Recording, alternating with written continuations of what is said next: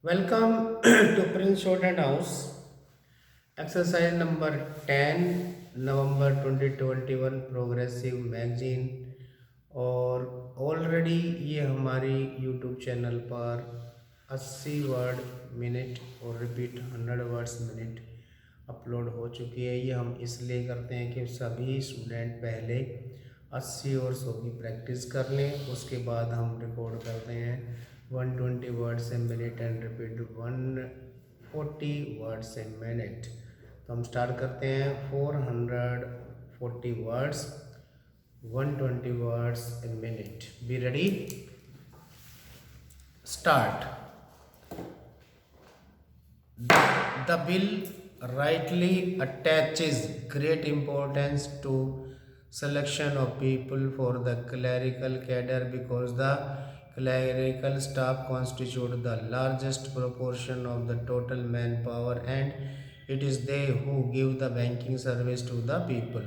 Rapid expansion of banking ensures further that many of them will soon get promotion to the officer's cadre. It has been estimated that every clerk can hope to reach the officer's cadre in 10 or 12 years' time. Every clerk is therefore a potential officer, but to be effective, recruitment should attempt to attract appropriate skills and attitude, and search for suitable talent should not be restricted to the first point of entry in the bank at the clerical level.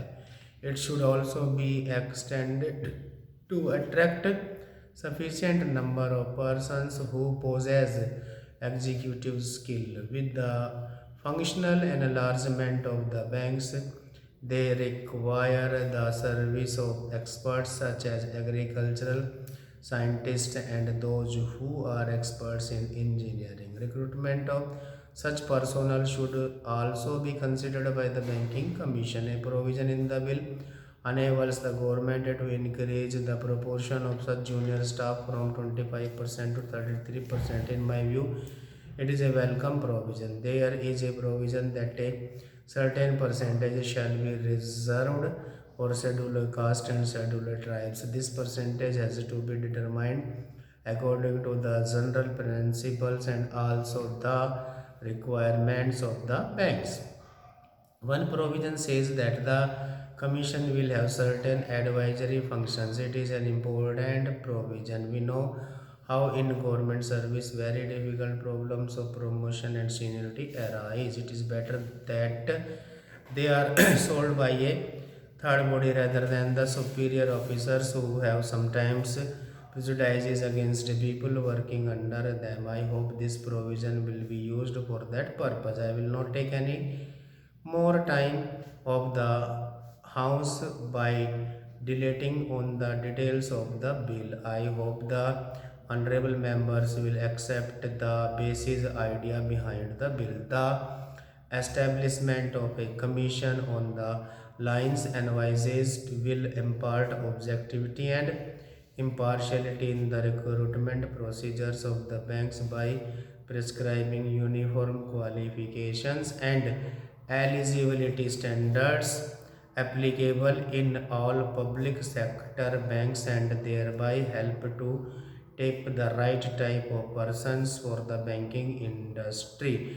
Finally, there is a last clause which says that the government may extend the provisions of this bill to other banks if the Banking Service Commission could cover the recruitment of other commercial banks also, so much the better. We will have uniform standards for recruitment of personnel in all the banks.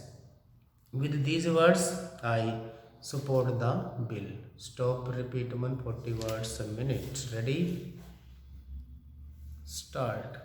The bill rightly attaches great importance to selection of people for the clerical cadre because the clerical staff constitute the largest proportion of the total manpower and it is they who give the banking service to the people. Rapid expansion of banking ensures further that many of them will soon get promotion to the officers cadre. It has been estimated that every clerk can hope to reach the officers cadre in a 10 or 12 years time. Every clerk is therefore a potential officer, but to be effective, recruitment should attempt to attract appropriate skills and attitude, and search for suitable talent should not be restricted to the first point of entry in the bank at the clerical level. It should also be extended to attract sufficient number of persons who possess executive skill.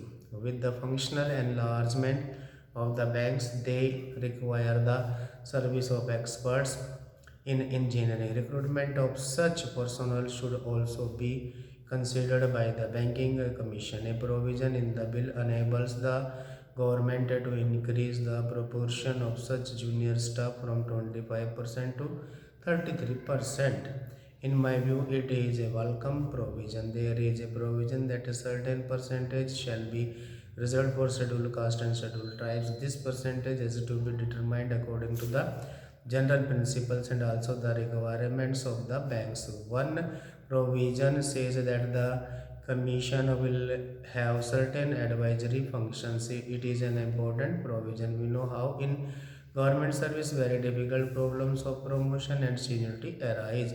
It is better that they are solved by a third body rather than the superior officers who have sometimes prejudices against people working under them. I hope this provision will be used for that purpose. I will not take any more time of the house by dilating on the details of the bill. I hope the honorable members will accept the basic idea behind the bill. The establishment of a commission on the lines envisaged will impart objectivity and impartiality in the recruitment procedures of the banks by prescribing uniform qualification and eligibility standards applicable in all public sector banks, and thereby help to tap the right type of persons for the banking industry. Finally, there is a last clause which says that the government may extend the provisions of this bill to other banks. If the Banking Service Commission could cover the